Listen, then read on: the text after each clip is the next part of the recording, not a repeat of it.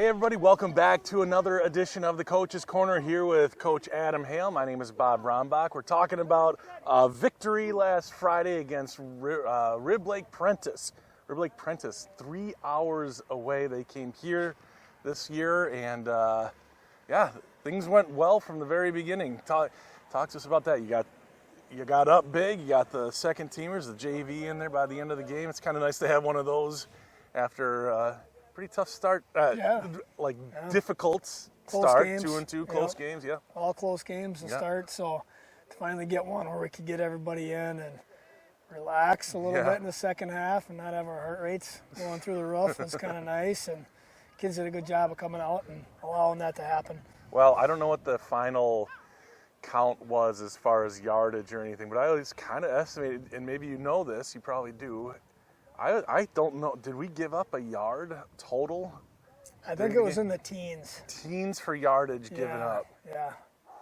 And they had a pretty decent first drive. And outside of that, quarterback threw a real nice ball in that first series and hit him down the seam, and then we played better, I guess, after that. Yeah, I'd say 61-0, I think was the final score. The only thing that was in doubt is the shutout, and the second teamers, the JV, got in there eventually and kept that goose egg up there. So that's nice, too, that those guys, you know, the varsity always wants that to be the thing. And we used to have lots of games like that, you know, the big blowouts. And I remember the varsity just always wanting that shutout to stay on the board.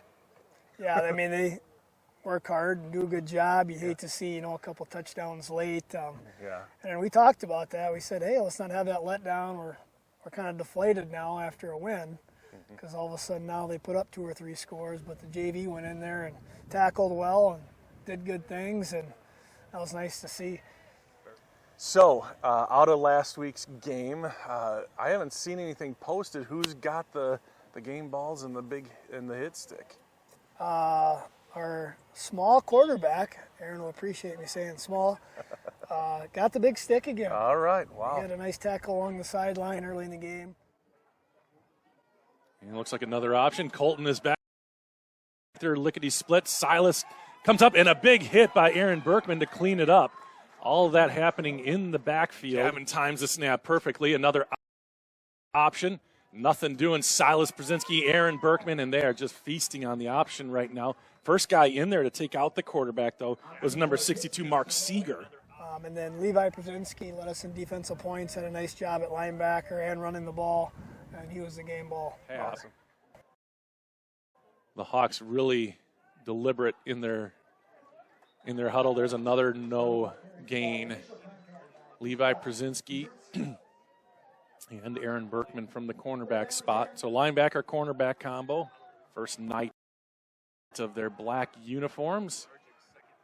Berkman under center, I formation behind him. First guy through, gets it. That's Levi Brzezinski. He is churning, and he's going to pull tacklers across the 30-yard line. Plenty for a first down, gain of about 14 on that first down play. Levi Brzezinski with his first carry of the night.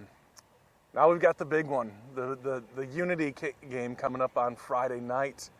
Always a big one, always at Unity it seems like, but that's neither here nor there. Got to take care of business. How do you beat the Eagles? We're going to have to play well. We're going to have to play very well. They're big, strong. Their backs are terrific, both 22 and 11. They run the ball really hard. They're hard to bring down. They're good in the open field.